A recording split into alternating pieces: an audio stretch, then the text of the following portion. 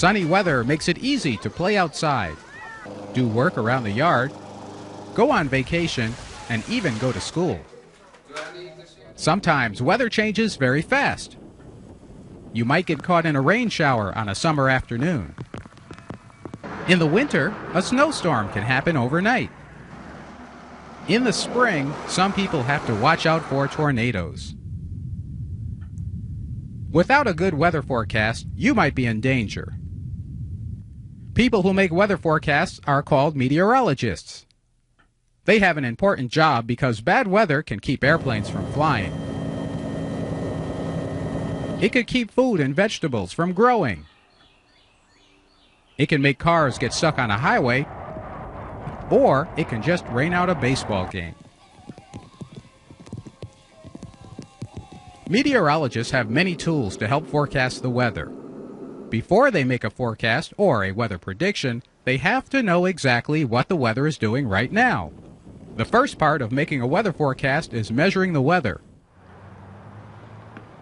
A meteorologist must know if it is cloudy or sunny, hot or cold, wet or dry, and which way the air is moving. We use our eyes to see the weather, and our bodies can feel the wind, temperature, and even humidity.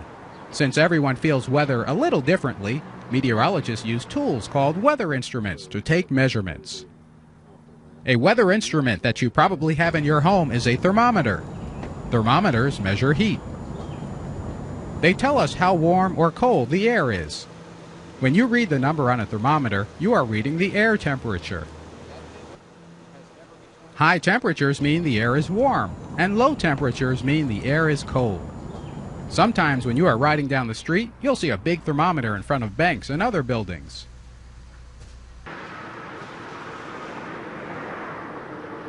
Meteorologists measure how strong the wind is with an instrument that spins, called an anemometer. The stronger the wind is, the faster the anemometer spins. Wind is important to know because it pushes weather around the earth. Because wind starts in different places, we need another tool to tell where it is coming from.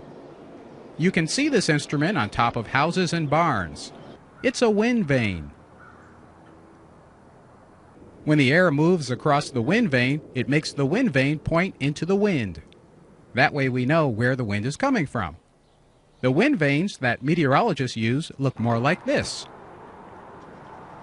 You can make your own wind vane using cardboard, scissors, tape, a sewing pin, a pencil, and a straw. Cut out the cardboard into the shape of a small rectangle. Then cut a triangle out of the rectangle, as you see right here. Tape the triangle to one end of the straw and tape the other piece of cardboard to the other end. Now stick the pin through the middle of the straw so that it is flat with the pieces of cardboard. Now stick the pin and straw into the eraser on the pencil. You've just made a wind vane. When the wind blows, the wind vane will show you where it is coming from. Now which way is the wind coming from? Winds come from 4 main directions, but you need another tool to know what the directions are. That tool is called a compass. A compass is an instrument that shows which way is north, south, east, and west. Once a meteorologist knows where the wind is coming from, he or she can know if it will be a wet wind, dry wind, cold wind, or warm wind. Learn which way is north, south, east, and west where you live. The directions always stay the same. It helps to remember that the sun rises in the east and sets in the west. When we take weather measurements, we also need to know how much air is on top of us. We don't feel air unless it's moving, but air is strong and sometimes heavy. Look at this. Air is strong enough to hold you on top of a balloon. To measure how strong the air is, we use an instrument called a barometer. When the barometer shows a lower number, we say the air pressure is low. Low pressure comes along with cloudy weather and sometimes stormy weather. When the barometer shows a higher number, then the air pressure is high. High pressure brings clear skies and usually dry weather. Did you know that even when the weather is dry, there's invisible water in the air? It's called humidity. Humidity is a way to tell how much water or moisture is floating around us in the air. The instrument used to measure humidity is called a hygrometer. A low number on a hygrometer means the air is dry. That's what you find in a desert.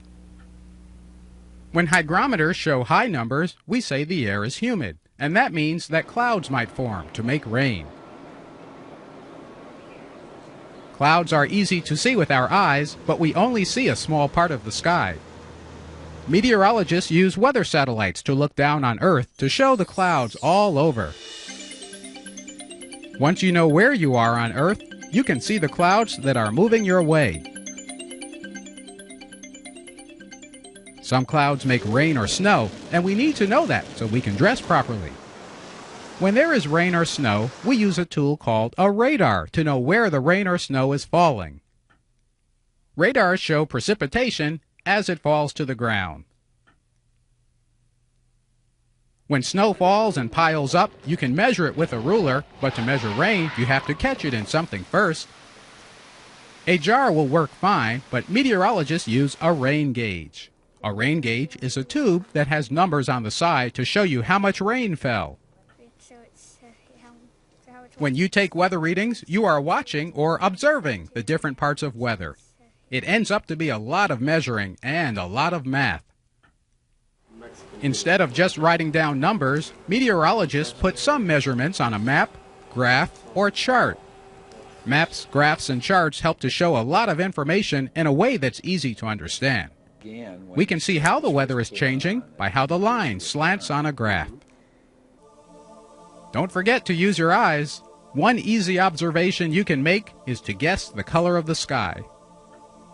You can use a piece of cardboard to make a sky chart. Put different colors on your chart to try to match it to the sky. Keep track of the colors in a week. Now that we know how to measure weather, we are ready to make a weather forecast. Predicting the weather can be tricky because so many things happen in the air above our heads. We can't always see or measure them, but the easiest forecast starts with the wind. Let's say that it is sunny and dry in your city, and there's a rainstorm in a place called Allentown to your west. If the wind is blowing from west to east, it means that the rain will probably leave Allentown and get pushed toward you. Or, let's say that it is cloudy and warm where you are, but there's a lot of cold air north of you.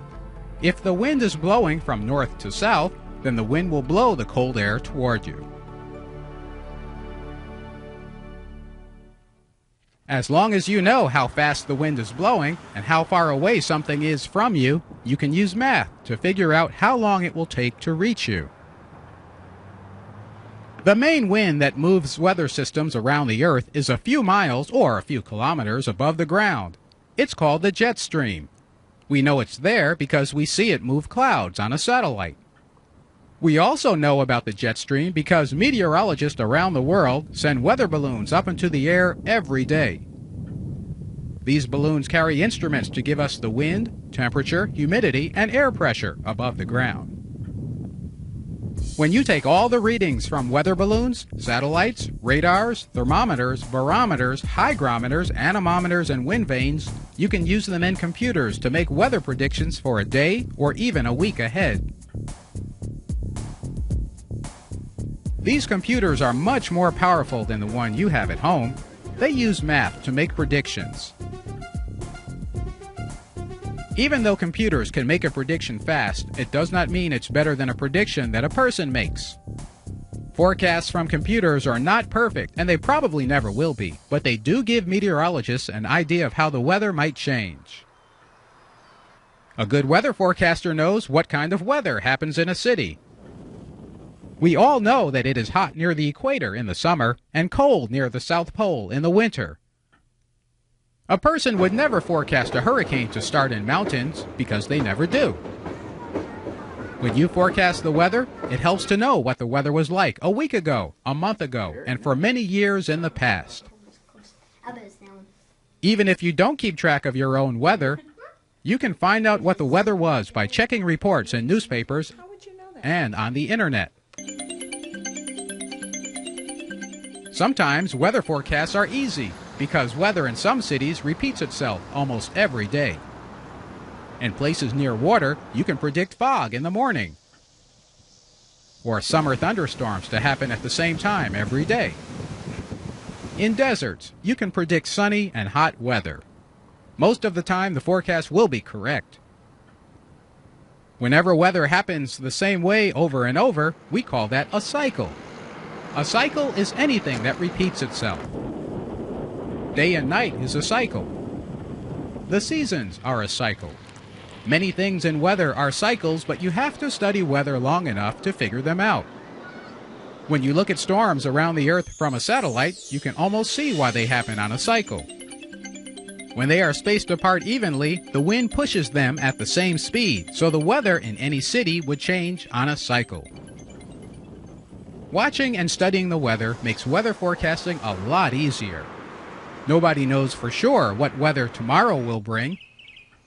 You can use simple instruments to measure your own weather and make your own prediction. To make a weather forecast, measure before you start. Keep watching the sky and stay weather smart. Now let's take a quiz. Can you predict your grade? Answer these questions, true or false. Number 1. The wind affects which way weather moves.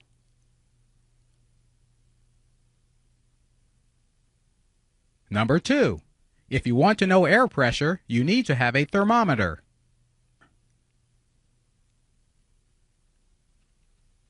Number 3. Satellites show us the clouds over Earth.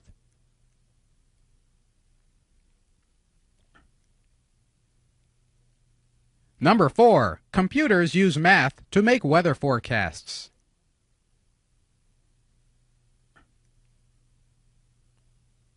Number 5. One day, weather forecasts will be perfect.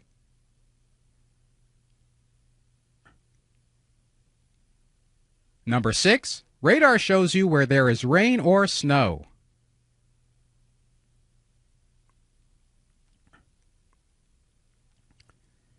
Number 7. Meteorologists measure the weather before they forecast. Number 8. Air pressure is measured with a barometer.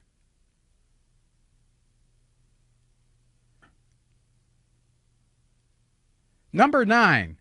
Low pressure means dry, sunny weather.